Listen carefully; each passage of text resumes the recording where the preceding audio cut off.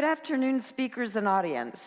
A very warm welcome to the EIC Women Leadership Roundtable, Dialogue of Confidence, How to Elevate Gender Equality and Tech Leadership.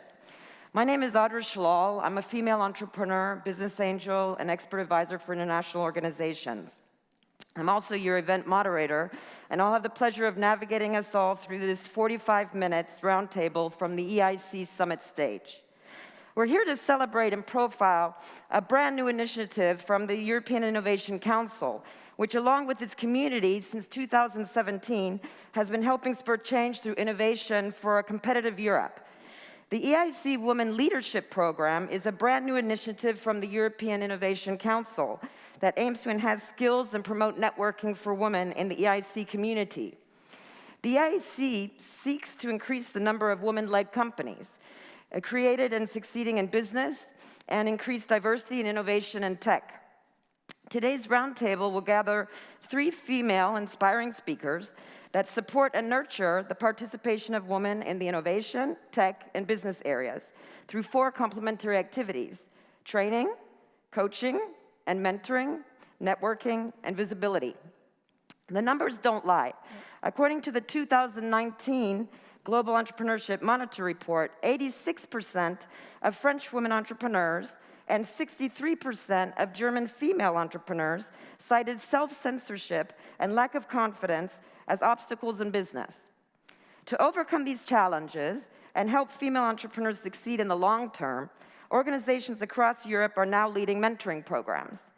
The EIC Women Leadership Programme is one of the European schemes providing mentoring, coaching, trainings, and networking events to go beyond the funding support.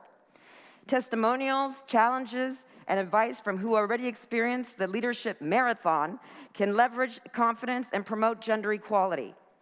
With this motto in mind, the EIC Summit Panel, Dialogue of Confidence, will dive into the experiences of 3 female leaders: M Baum from WLOUNGE, Fannie Delavelle from BPI France, EuroQuity, and Nora Stolz from the Women Breakfast Club.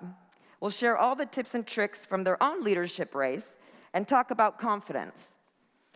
Of course, if you're in the online or on-site audience, you can also make your voice heard at any time on Twitter, #EUEIC. So apart from questions and tweets, how else can you interact? In a set of polls, in fact, here's one right now. Please take part. One of the questions of the poll, describe your biggest fear in business in 1 word. And just to give you quick instructions, to access the poll, please go to slido.com website and enter the code #EIC, or scan the QR code that you see here on screen. Then select Mahi Room, and the poll will appear on your screen.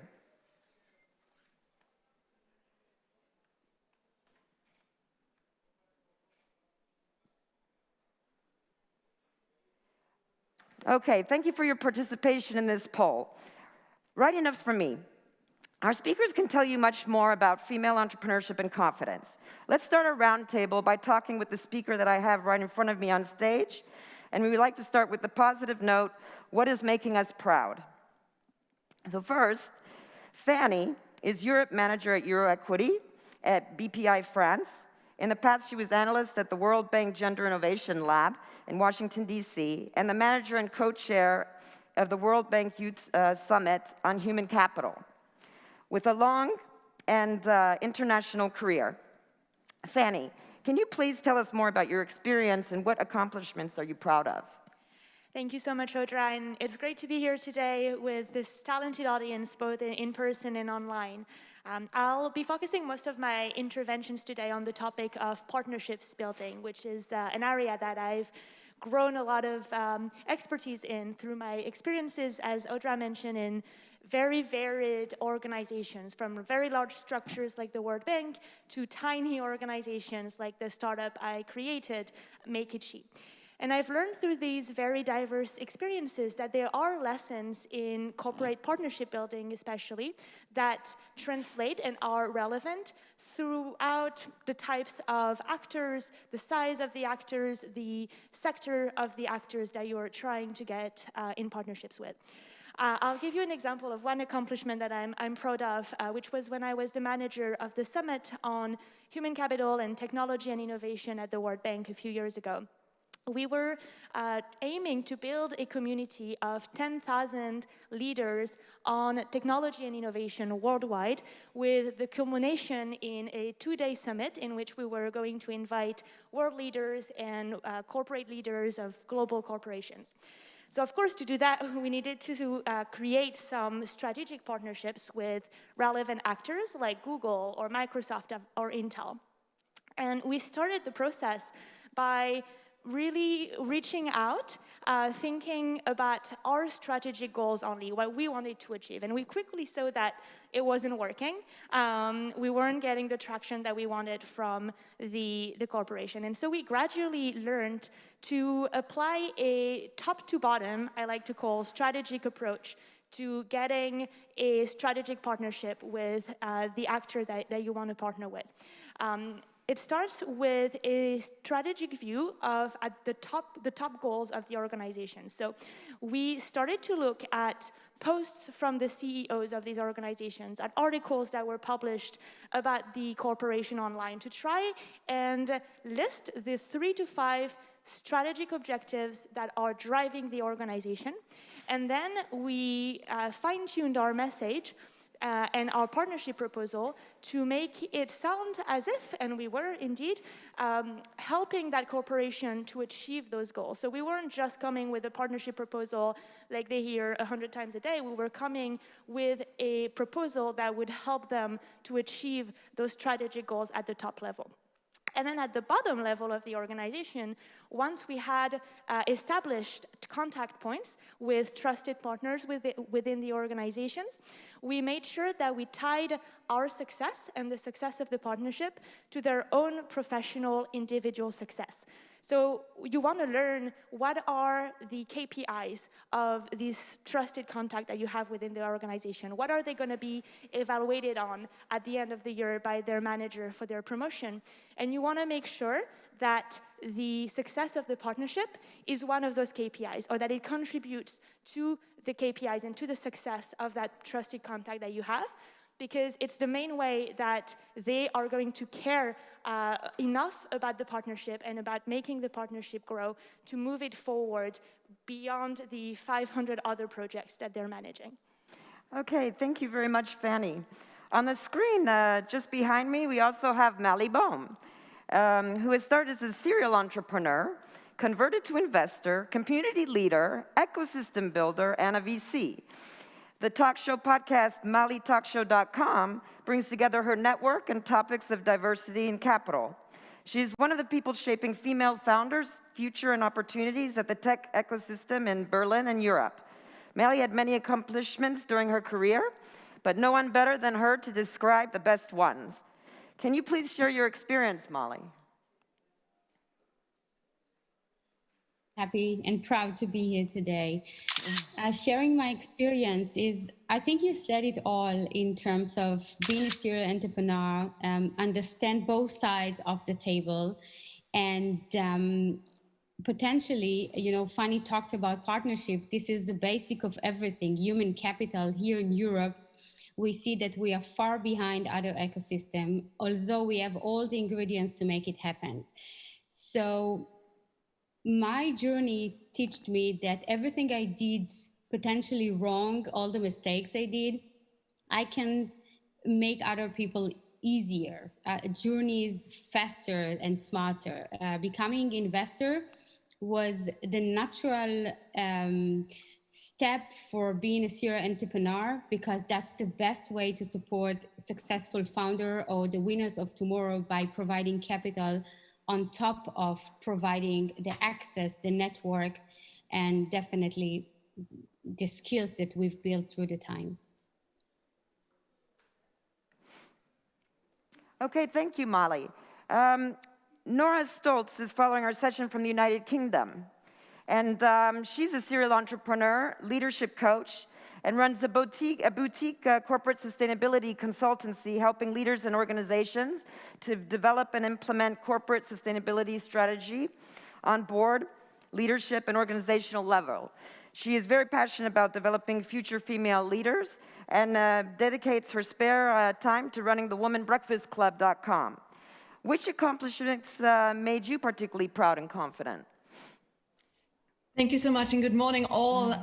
To start, it's such a pleasure to be here. I'm a little sad I can't be in the room. I'm a huge European at heart, originally from Germany, and happen to live in London. Just asking the tech team, because I can see my screen being a little bit buffering. Is that the same on your end? Mali, can you say yes or no? I can see your face. Is it okay? It's all fine. It's okay. Okay, sorry for that. It's just looks a bit buffering here. So my largest accomplishment, I think, and I can highly just endorse what Fannie and both what Mali said. My accomplishment is that I had a quite high-flying career in the financial industry. I spent 10 years really working in leading financial institutions, working in product and strategy. And it was a high-powered, highly demanding job. And I had very little time to develop myself as an individual during that time. And I took the leap of faith and gave up everything you could to be really light, moved to Berlin, where I also happened to then meet Mali, which was very, very nice. And I started my technology startup. So taking a leap of faith, feeling the fear and doing it anyway is a really big accomplishment. And I think it's a muscle we all have to lean into. Growth happens outside the comfort zone. You don't have to do what I did and risk it all to do it, but it is okay. And it's okay to fail. The most important thing is, if you have that experience, you continue learning, growing, and finding your own journey. You will never be able to walk in someone else's path. And I'm really proud today to say that what I do is authentically what I believe in is the right thing, with high integrity, my steps, my vision. And I am so thrilled and happy to see my coaching clients succeed, because my job, my success is seeing they achieve their full potential. And that makes me really happy. And I would like to encourage everyone to just find their own heroine journey, as I like to say it. Thank you, Nora, for your answer. Now I'd like to come back to Fannie and ask you to share a little bit about the failures that you have faced in your career that made you grow. Yeah, that's a great question. I'm fascinated by the question of failure. There's a quote I actually really like by Nelson Mandela, which says, "I never fail, I either win or I learn." And this kind of quote has really changed my mentality throughout the years, from one where when I was beginning a task or a project, I was always thinking, oh, is this too big? Am I gonna fail? What's gonna happen, if I fail? To a mentality where now, when I begin an activity, I think, is this too small? Am I actually gonna learn from this? Is there even a chance that this is gonna challenge me? And this has made a huge difference in the way that I handle my work. To give you a concrete example of a failure that really actually ended up making me grow was when I was starting to develop my startup Make It She, on online representation of women. It's a Chrome extension that can be downloaded online to see whether a web page is gender biased. And I was trying to get corporate partners to partner with me to introduce the application within their processes and their blog writing systems. And at some point, I managed to get an agreement with the corporation. I had one trusted point of contact within that organization, and I said, great, it's in the pocket. I can book my ticket to Greece and lay on the beach for the next month. This is perfect. That was a big mistake, because I learned that corporations and partnership with corporations are very slow to progress, and they can fail very easily. And what happened in my case is that trusted point of contact who really believed in my work, their manager changed. And with it, there was a change of priorities, and the new priorities of the new manager didn't include Make It She, my startup.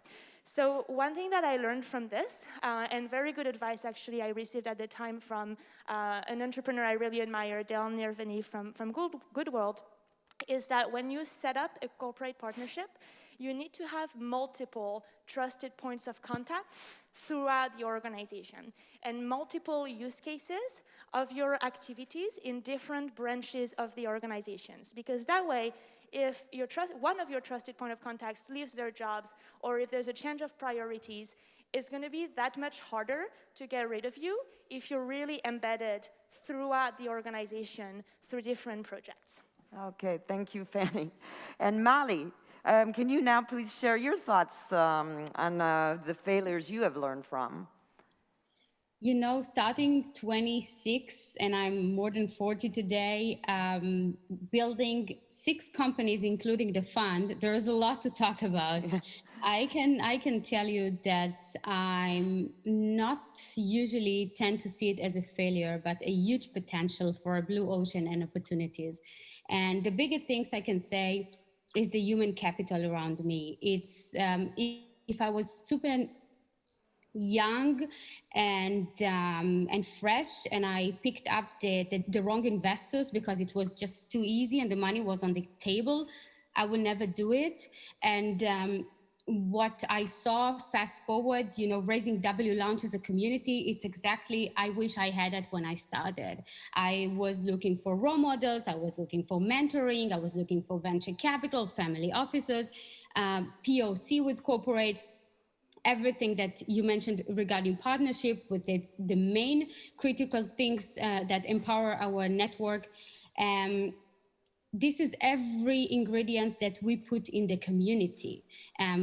Community for business or impact community is something that I would never believe that it will become what it is today when I started.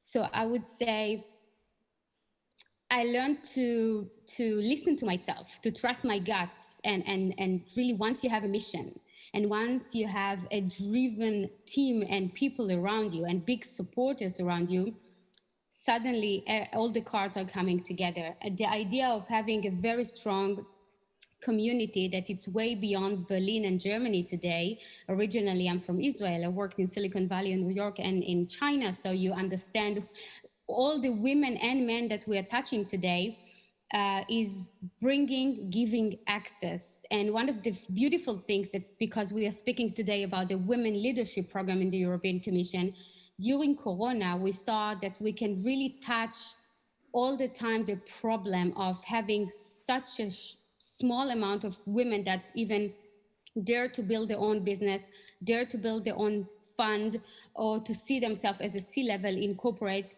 So we just built a leadership language, and I'm very proud to partner up with the European Commission on this and to really support the beneficiaries of the EIC during this program as well.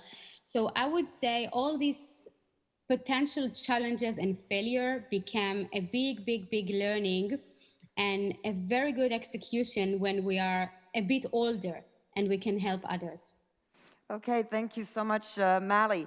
Nora, now's your turn to tell our on-site and online audience your failures and how you learn from them. We see from Molly and Fannie that it's about failing often, failing fast, and failing forward.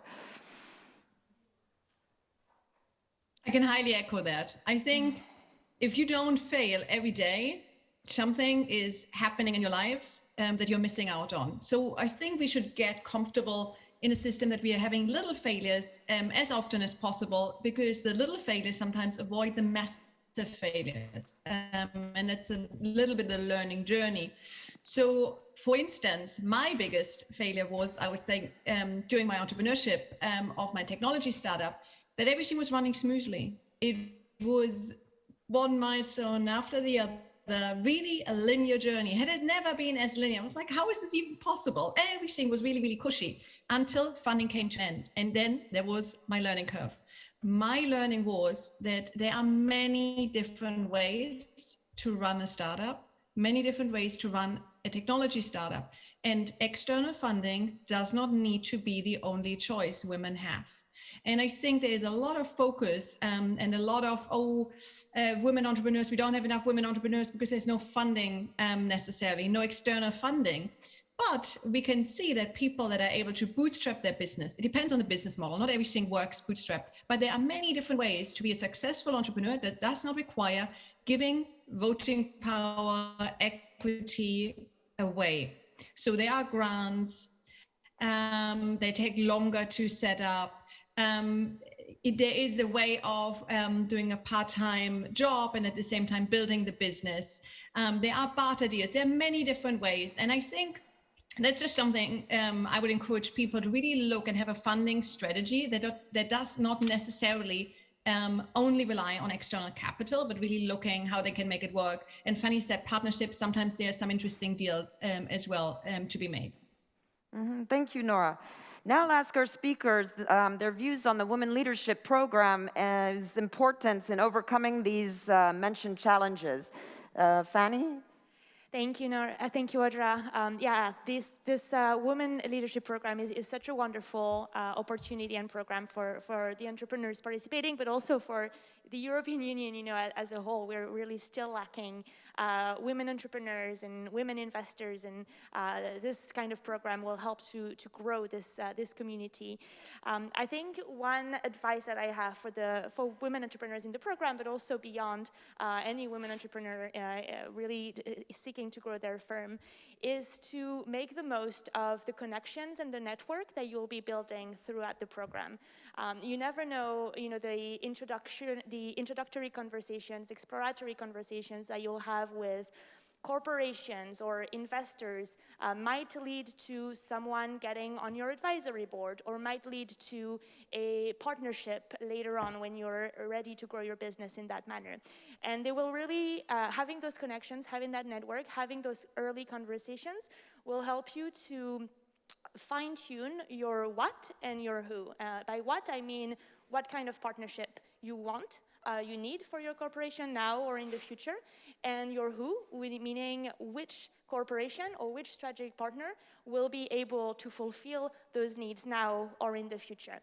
And really having those connections is going to help you to build that further understanding of your strategic goals, so that when you're ready to move ahead and actually find a strategic partner, you'll know exactly where to go and who to contact, and those people will already know you. They'll turn around and you'll be there like you've been there since you started contacting them through the program. Okay, thank you, Fannie. Mally, could you please share with us what you feel that we can extract from the Women Leadership Program? First of all, imagine that we are sitting today and speaking about the program, but actually through the program, we will find the next Google founded by women in Europe, or something that big.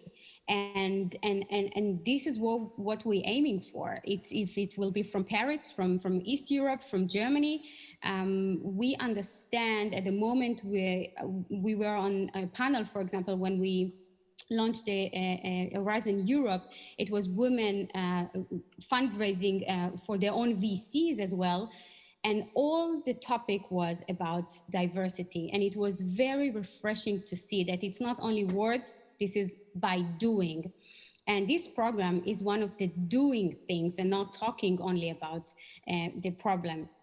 And the one thing that I want to say that we learned for the first cohort of the program that we did is that once you set the bar when it comes to the culture, women need to support women.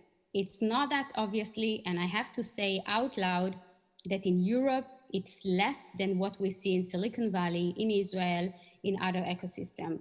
And once we set the bar and we said, what do you need? We are here to help you. But in another sense, what can you bring in? What value are you bringing in? It was beautiful to see how they started to actually consume business from each other, open doors for their own investors. And to be honest, for me in person, I think I will find the best investment there, because I will screen them and I will see them, and we are going to really give them access to venture capitals, to beautiful other women investors and guys, the good guys. And I think this is the power of the program. It's not talking about this. This is exactly the execution that we can do together. Okay, thank you, Mally. And Nora, if you could share with us on what you feel the Women Leadership Program can be, in your opinion, how we can extract the best. I think the program itself is such a big, what they would call here, Boris Johnson likes to say these words like moonshot. And here it is, Europe coming up with a moonshot idea and really bringing it to life and being fiercely European. I could not be prouder to be part of this program and Recording see it grow. stopped. We need to remember this is just the first cohort. There will be many more to come. As with any startup, with any project, we will learn from the first one. We read the feedback, what works well, we can hone in on, improve on that. But I think it's already clear it is so well thought through, so holistically, really looking at the networking element, the hard facts, the learning and the coaching. I really believe, hands on heart, this is the tribe. Anyone who is an ambitious female founder, who is happy to contribute, as Mali said, giving and taking into the network, that is a huge opportunity. I'm very excited. I believe that network equals speed. And if you have a trusted network, that is even more important, because advice from anyone, especially if you're a female entrepreneur, is so cheap. People come up and will give you positive, like, oh, you should do this, because it's so easy, but they don't have to walk the talk. And here you have a selected group of highly talented, inspiring individuals coming together, all with a very diverse background and subset of skills and interest areas. It is incredible. We can build the world with this network. Yes, thank you, Nora. For our last question, we talked about basically past failures, our successes. Now I'm very interested to know, what are the challenges you're facing now within the working environment presently that you're facing? Fannie? Great question. I think I'll end my intervention on a more personal note. I think the challenge I've faced for a long time in my life, and I'm still facing, is one that is shared, I think, by most women professionals, which is one of self-confidence and the so-called imposter syndrome, having the ability to believe that you deserve the place that you are at and the table that you are sitting at or the room that you're in. And that's a challenge that's really shared by women from the bottom of an organization all the way to the top. There's been interviews with female ministers, female unicorn entrepreneurs that are still wondering, do I really deserve to be here? Wouldn't someone else be better at this than me? And I really I think a key message to remember when, as an entrepreneur, you get so many rejections as well and so many no's, is that you have as much power as you believe that you have. And the less power you think you have, the less power you actually have. So you're really the master of your own power and your own destiny in making things happen. It's important to remember, there was an article published by Forbes a few years ago now, which mentioned that when investors invest in women entrepreneurs, digital women entrepreneurs in Europe, their returns are actually 63% higher than when they invest in male entrepreneurs. And that's in part because it's just so hard to create a women-owned startups in Europe that when we get to that funding stage, we usually have built better firms, we have a more competent team, we have a better project. So I think we really just owe it to ourselves to remember what we set on in the first place in terms of our vision of the world we want to shape. And we also owe it to all of the girls that are watching us today and thinking of us as trailblazers, opening up a path for them to also climb through and build the world that they'll believe in for tomorrow. Thank you, Fannie. Mali, could you please share us your challenges you're facing now, presently? Yeah, I will share it as a society, as an ecosystem, as a Berliner, as a German, as European, all together. I think big time diversity, diversity, diversity. We know that diverse teams are outperforming. We know that we do not have enough women in leadership, from politics to universities as well.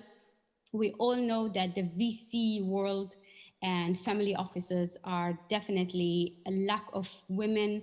Yesterday, we had a big panel in ESMT University in Berlin, and we said, like, we need more crazy women that aim to dream big enough to change things, because that's the only way that Europe can lead with. And another topic that is important one, and we see it when investment and grants are going, Europe can lead in one thing. This is one, the society, the human capital, and the focus on sustainability. And all these topics together, which is very close to everything I'm doing, when we put it in the forefront, and this is the challenge right now, we can lead in a global level. And I think it's a joint effort. It's not one person to do it. Yes, very true. Thank you, Mali. And Nora, your challenge. Again, I can only echo what the lady said before me. Super inspiring to hear your point of view on that. What strikes me is the insane complexity. I grew up 40 years ago in a small village in the Black Forest area in Germany. I now live in, one of the largest cities in the world here in London. And if I reflect back on how life was, how green everything, how clean everything was when I was young, when I was growing up, how small my little world was. And now we live in a world that is hyper digital, perhaps too digital at times. So we are losing connection. I think we need to step back a little bit and really look at society as a whole from a sustainability perspective as well. How is our social well-being? How are we connecting with people right now? Perhaps have we over-engineered things? Can we take it a notch down and look at how can we create connectivity 2.0 in a way? How can we remove a little bit of the complexity by thinking back, why are we doing certain things? And just reimagining. We often as a society, and I think that is, that is my challenge. When do you stop jumping on a bandwagon of connectivity? And there are always new technology coming up. There are always new social networking apps coming up. When do you realize that the next social networking app perhaps does not bring you closer to the goal that you had, but actually takes it away? And I think that is something I'm really deeply fascinated by. The biggest challenge to maintain the journey and just looking and remembering, what is my why? What am I doing? And questioning again, if things have become overly complex, is there a way to simplify matters, to boil it down to the essence again? Thanks, Nora. When listening to all three speakers, we hear, about the successes they've had, the failures, the challenges they're undergoing now. What's interesting is as I've been listening and hearing this, it reminds me, when we've been talking a lot about vision. We've been talking about how to get to the finishing line, the hurdles that we reach, the milestones that we have to take. And it was reminding me that, hey, this sounds like, a startup is like running a marathon.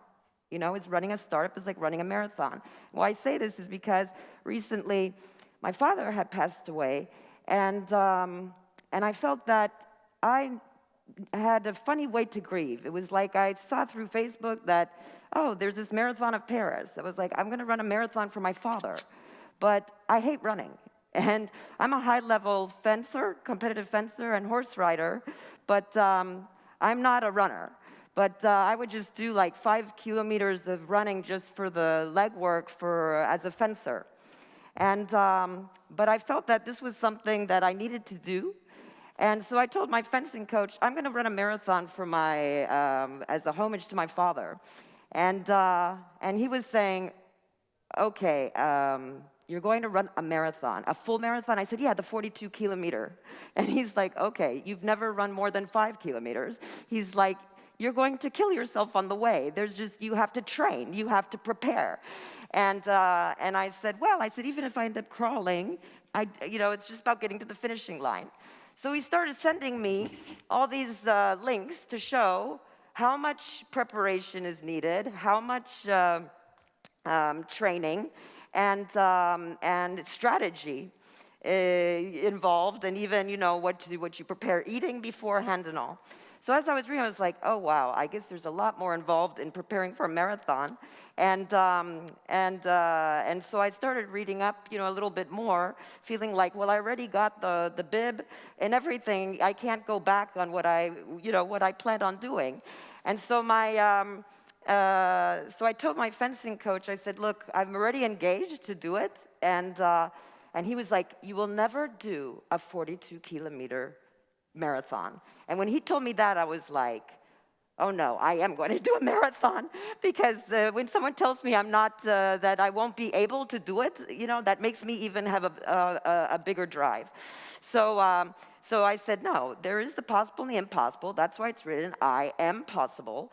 So I said it, I'm going to, but what he did and helped was that by saying that and actually sending me those links, I realized that, okay, there's a lot more to think about, because when I looked at the map, I was like, wow, this is a pretty long marathon. It's going from, in Paris, it's going from, you know, the Arc de Triomphe all the way through the Bois de Vincennes, you know, the forest, going back up to Paris and going through that thing. But what was interesting was that because, again, I'm thinking about the finishing line, so I thought, okay, I have to get to the finishing line, and so then it was, okay, how am I gonna get there? So I go all the way to the start. So I was like, okay, I'm gonna pace it and go slow.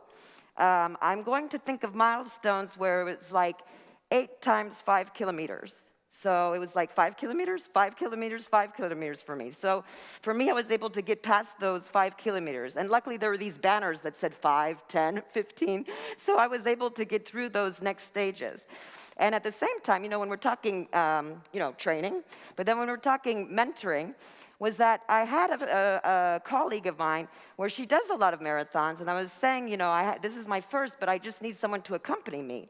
And she's done a lot of marathons, but she actually didn't want to do this one because she was it wasn't really prepared. And she had pain points, you know, where she didn't want to remember those pain points at the moment. So she didn't really feel it was the right timing for her.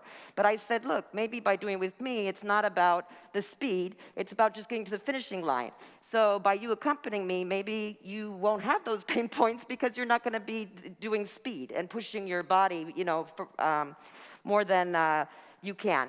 And so she thought, well, yeah, why not, you know? So she was helping me with the pace, you know, doing and deciding that, okay, we're going to do, you know, 7 minutes per kilometer, you know, so that we can, as we get through, we're not going to go too fast or slow. And she also had mentioned to me that where she ended up having, how would you say, bad memories of certain marathons was because she just, like in the beginning, just went right through speedy, you know, with all this energy. And then by the time she got 10 kilometers, she started kind of running out of all that energy. So, she, this was the first time that she was starting off slow with me as we were going. And being in the city with me, you know, I'm a people person, so it's like the Notre Dame, and then the monuments, the Notre Dame, you have the people cheering, the bands, the music bands. I was a professional classical ballet dancer in my former career, so like, you know, even when I would get tired, you'd see the bands and the music, and so all of a sudden I'm dancing to the music and moving along where I thought I wasn't going to make it to the next. But that was the easy part. But I knew there were going to be 2 pain points before doing this marathon, and it was the 2 forests on each side, because it's just trees and trees and trees, and you feel like there's just no end. You know, at least I know when I'm getting from one monument to the next, you know, I know where I'm going and that I'm moving forward. So it's just trees and trees. So it was like, I knew beforehand, okay, these trees, you know, like what am I going to do to endure that? And that was where I decided that during the trees, it's very quiet because not as many people. So I was like, okay, I just need to meditate, kind of meditate my father's life on you know, to go kind of through my grieving. We got back up to Paris where, you know, we had the milestone, and then, and the monuments, and then we hit towards the end. But I knew that my son was doing a horse riding competition, and he was going to kind of meet me, you know, near the end. And I knew that there was a Louis Vuitton foundation that was not too far, so I was just thinking, like, okay, those are my next milestones.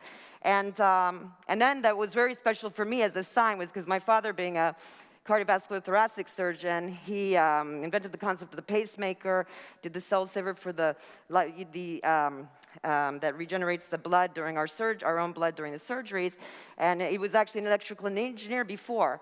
And when we say finish the line also was that my father always, thought about like, okay, here is my invention, here's the device, and this is what's going to save people. This is going to prolong 20 more years. So, okay, now let's start from the beginning. Okay, we need this team, we need these type of experts, and X, Y, and Z in order to make it happen, to be able to have this device. So, just 500 meters before I got to the finishing line, there was this huge teddy bear that was for the Heart Association for Children, where my father had invented the first innovative surgery technique for newborns and premature babies. And this was like right in the center. It was like, oh, okay, my father's saying that you're almost there, you got 500 meters, you're gonna get to the finishing line. And why I'm bringing this up about the marathon and about the finishing line and how you actually have to start from the end and come to the beginning with that vision, as all three speakers were mentioning, is that when running a startup, okay, is like running a marathon. The effort is endless. Start with a great idea, you build a team, you find some initial funding, you create the MVP release, then you get more investment, break even, scale up, and you grow soon. But it never actually ends. So it is the ultimate endurance test. Optimal pace is most important.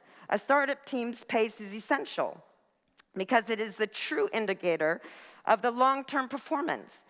Go too fast, and the project will be over. Will be all over the place. But go too slow, and it will be too late. And the first step is understanding the team, its strengths and weaknesses, in its highs and lows. And then teams can be trained through habits, repetition, challenges, culture, and of course, close communication.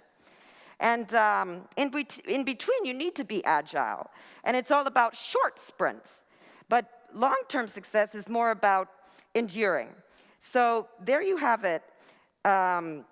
Moving a step forward is understanding where you are and understanding the right way to become better. And that's just like preparing a marathon. So you don't get what you want, you get what you believe. And so that's what I want to leave you with, because Fannie and Mally and Nora, I'm not, I'm very someone like what I've realized, in my entrepreneurship and business angel activities and all is that sport has taught me a lot, making me a better entrepreneur. So it's all about balance.